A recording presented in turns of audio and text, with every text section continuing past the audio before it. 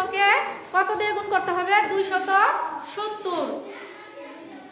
আমাদের বলা আছে কি 27 গুণন 32 সমান সমান 864 ব্যবহার করে নিচের হিসাবগুলো করতে বলা হয়েছে, তাই না?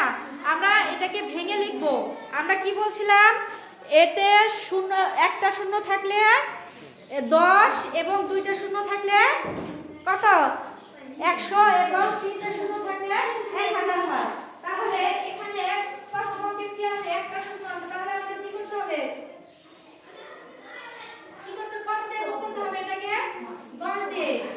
তারপরে 32 আলাদা করলাম, শূন্যগুলো আলাদা করব। দুইটা শূন্য আছে, তাহলে এখানে কত দিয়ে গুণ করতে হবে? 100 দিয়ে।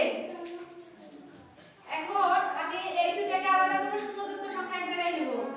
27 গুণন 32 গুণন 10 গুণন 100। এখন এই দুইটাকে গুণ করলে গুণফল আসে 864। এখানে দেওয়া আছে, আমরা জাস্ট এখানে বসাই দিব। 864 আমাদের গুণ করে বের করতে হবে না। তাহলে গুণ চিহ্ন দিলাম। এই শূন্যযুক্ত সংখ্যা কি করতে হয়? এটাকে কি করতে হবে? এককে 1, তাহলে শূন্য আছে এখানে, দুইটা এখানে আছে একটা, তাহলে কয়টা শূন্য? তিনটা শূন্য বসে যাবে। একটা, দুইটা, তিনটা।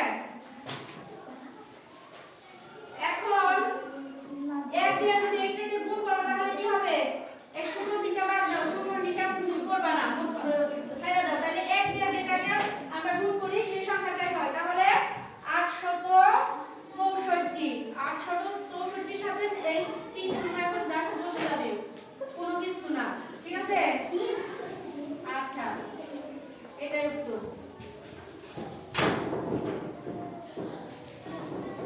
হয়েছে? বোঝা গেছে?